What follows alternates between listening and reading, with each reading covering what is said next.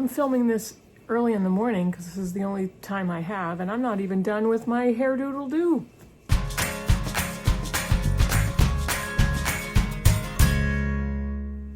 Hey Booktube, it's Kim at Middle of the Book March. Good morning. This is Wednesday morning as I'm filming it. I don't know what I was thinking, but I ran out of time for the rest of the week. Today I wanted to show you the books that I picked up at my local bookstore that is closing, if not already closed, Avenue Victor Hugo Books. This is the bookstore that used to be in Boston for decades, 30 years, over 30 years I think. This gentleman was bookselling, and it's a fabulous store. He and his family left Boston and they came to Lee, New Hampshire, and he set up the store in a converted barn.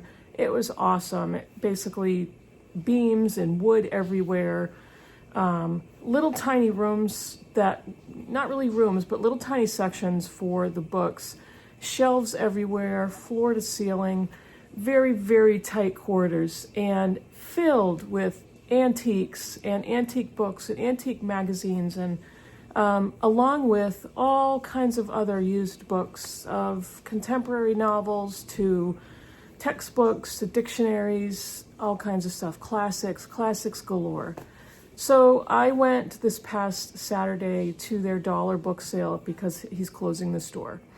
And unfortunately, I think a lot of the reasons were pretty obvious. As great as a place as it was to go and find used treasures, he was, I think, well past retirement age and simply loved bookselling so much that he wanted to continue.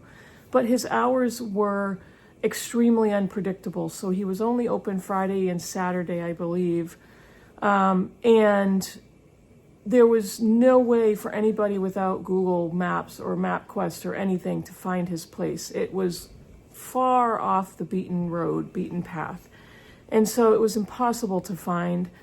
It was on a residential street, and I would never have been able to navigate it by myself. And the several times that I had gone into the store, I was greeted by either the owner or his son-in-law, and they immediately would ask me, "So are you a professor at UNH?" And I said, No, I'm just a book lover. And I overheard some conversations that they were trying to attract people from UNH, which is very close by, either professors or students. And professors would have enjoyed the store, but there wouldn't have been anything for a college student to do there unless they truly treasured books and reading. So I think a lot of things combined to bring down the store being open, and it's too bad for all of us who absolutely love books because it was a fantastic place. So let me show you the pile that I did find. Every book was $1. One of their specialties are older books, and a lot of times the bookseller's wife would cover a lot of the older books in that Mylar that the libraries use, and I would find so many of them that were just protected that way, and I don't know why, but I absolutely love it. This is the Oxford Book of Friendship, chosen and edited by D.J. Enright and David Rawlinson. And this, I don't usually, sorry for the glare, I don't usually pick up books like this, but this one just kind of, the cover drew me in, and then I started to read it. Let me read you a little bit. The Honorable Institution of Friendship, Thoreau said, is older than Hindustan and the Chinese Empire. Much older, for it originated with Adam, who soon desired the rational delight of fellowship, whereupon God agreed that it was no good for him to be alone. But friendship is a word of all work, and this book is divided into 12 sections, beginning with thoughts on the nature of the phenomenon, and how to keep friends and how to lose them, then moving to friendship among men, among women, between men and women, including the troubled territory where friendship modulates into love, and love yields or fails to yield to friendship, between humans and animals, in youth and age, between individuals of disparate races and creeds, friendship under stress, imaginary friends, failure and betrayal, reconciliation, absence, and loss. And this book also chronicles a lot of real-life friendships or friendships from literature, and I thought that's a really interesting topic, and it sucked me in. There's poetry in here, so yeah, I thought that was really charming. The next one is a novel. This is called The Road Home by Rose Tremaine. And a lot of these books I hadn't heard of, but Rose Tremaine I've heard of. This one is the wake of factory closings and his beloved wife's death. Lev makes his way from Eastern Europe to London, seeking work to support his mother and little daughter. After a spell of homelessness, he finds a job in the kitchen of a posh restaurant and a room in the house of an appealing Irishman who has also lost his family. Never mind that Lev must sleep in a bunk bed surrounded by plastic toys. He has found a friend and shelter. However constricted his life in England remains, he compensates by reminiscing about home, by having an affair with a younger restaurant worker, and by trading gossip and ambitions via cell phone with his hilarious friend Rudy, who, dreaming of the wealthy West, lives largely for his battered Chevrolet. So yeah, that sounded good, and I love finding something that I don't know if I ever would have come upon this book anywhere. This was published, let me see if I can find it. This was published in 2007. So, yeah. Let's see. Oh, this one is a classic. This is an older anthology, an old book. That's the edges. And when I buy old books, this is one of the best things about this store is they have super old books. And when I buy old books, I don't want to buy anything with mildew on it. But I also am, I also kind of not go towards books that have foxing on the pages, the edges, and that's basically little brown spots that connote aging. And I'm just, no, I don't want to do that. But this one is an old book. It's got some staining, but it's got the plastic mylar cover. This is the Poems, Prose, and Plays of Pushkin, edited by Avram Yarmolinsky. And I mean, got my cover on it. It's an old modern library edition. Here's the spine. Yeah, a modern library giant. And here's all some of the works that are there. Let me just hold that up for a little bit. You can't see it because of the glare. But I mean, Pushkin's been on my list, my mental list of authors that I would love to read, and I can't lose. You can't lose when you find something like this for $1, so that went in my bag immediately. This one is another older book. It's not that old. It's not as old as the Pushkin book, but this one is, let's see, this is a naked hardback, but I think it was basically just missing the dust jacket.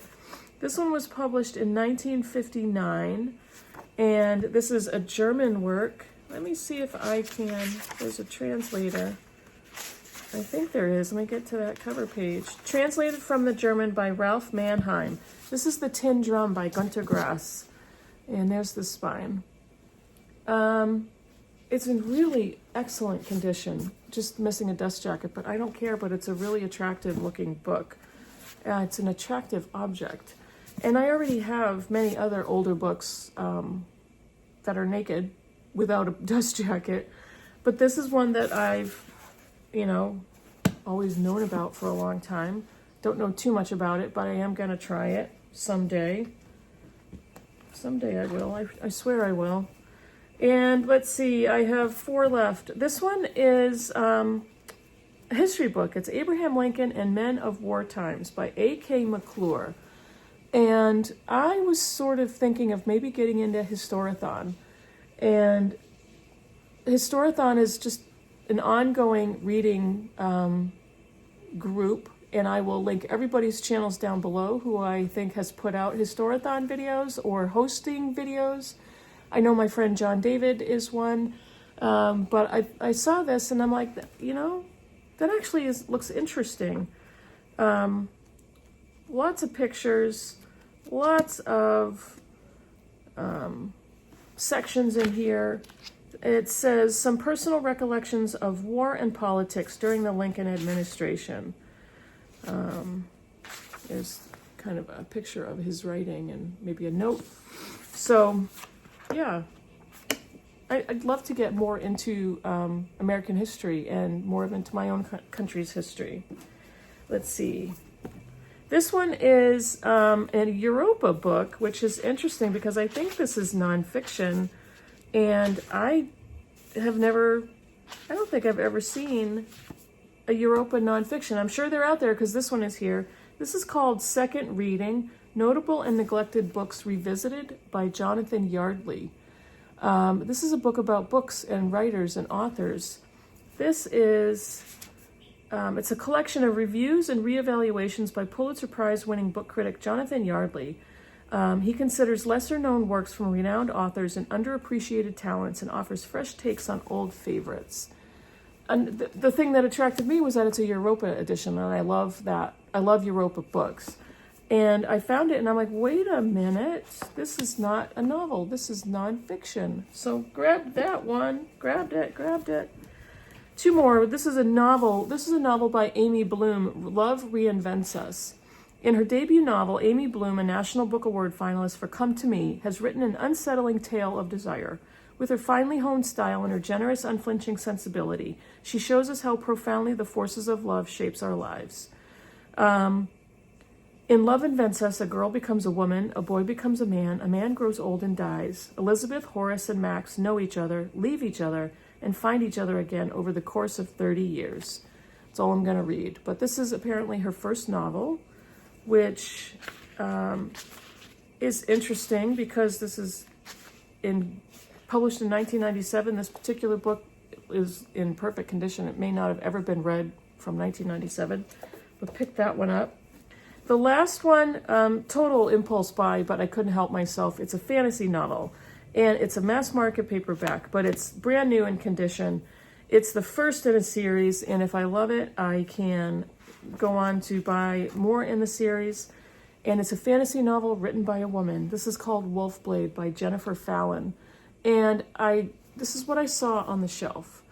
And I was in the section where they had all the fantasy, and I was actually stalled trying to get to the register because in this store it was wall-to-wall bodies, and you had to move as a column of people. So I was just standing there stuck and looking up at the shelves, and I see this on the spine.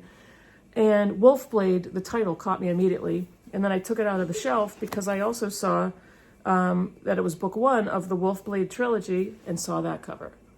And yep, it's mine now. Mara Wolfblade of Histeria is determined to restore her family's great name, but conspirators surround her, the Sorcerers Collective, the Patriots, even members of her own family. She must make sure her son Damon lives to be old enough to restore the Wolfblade name to its former glory. Elazar the dwarf is a small man with big secrets, but that doesn't matter to Marla Wolfblade. Her brother is the High Prince of Histeria, and in this fiercely patriarchal society, her fate will be decided on his whim. She needs someone politically astute to guide her through the maze of court politics, and Eleazar the dwarf knows more than he lets on. I mean, yeah. And this sounds like it's going to be so fun to read, and it's just the first in a series, so absolutely for $1. That is it for what I hauled at Avenue Victor Hugo Books, and I know that they've had an online presence. I'm not sure that's going to continue. So if you so choose, take a look at their website. I will link it down below. And I don't know how long they're going to stay open online. I don't know if they're going to. But I know that they had to get rid of inventory and free up space, so relinquish the space. So thanks for watching. It's a sad video for me to make, but I wanted to show you what I was able to pick up. Let me know in the comments below what you think, and I will see you all in the next video. Bye, everybody. Gotta go do my hair.